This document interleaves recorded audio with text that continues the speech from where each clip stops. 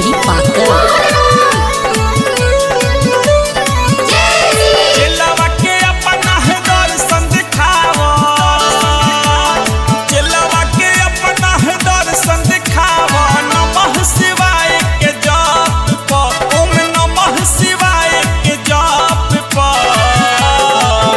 भोले बाबा हो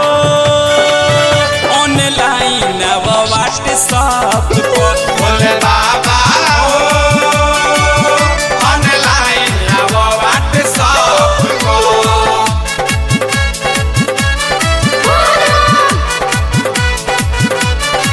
बैठल बानी देवा सारा लगा के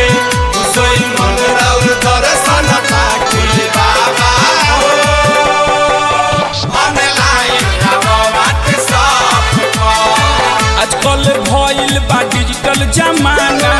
एकर फायदा उठाव अपना दिव्य दृष्टि से बाबा नंबर हमार मिलाव आजकल भइल बा डिजिटल जमाना एकर फायदा उठाव अपना दिव्य दृष्टि से बाबा नंबर हमार मिलाव नीचवा त नेट नहीं काम करत नीचवा त नेट नहीं काम करत यही से चढ़ल बानी छत पर यही से चढ़ल बानी छत पर भोले बाबा हो ऑनलाइन वो व्हाट्सएप पर भोले बाबा हो ऑनलाइन वो व्हाट्सएप को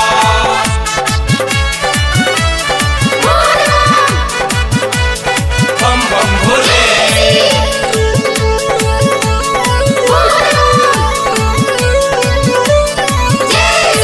मुना मोमन नसीम के संगे कहत बारे सुकेश हो बुटी राउर पियले पानी बाबा भइल बा मुंडी फरेश हो भइल बा मुंडी फरेश हो मुना मोमन नसीम के संगे कहत बारे सुकेश हो बुटी राउर पियले पानी बाबा भइल बा मुंडी फरेश हो वाईफाई के दिल बानी कनेक्शन वाईफाई के दिल बानी कनेक्शन कुछ लोग देखता लैपटॉप पर कुछ लोग देखता लैपटॉप पर भोले बाबा हो ऑनलाइन वो व्हाट्सएप पर भोले बाबा हो ऑनलाइन वो व्हाट्सएप को भोले बाबा हो ऑनलाइन वो व्हाट्सएप को सत्यम रिकॉर्डिंग स्टूडियो खोरी पाकर।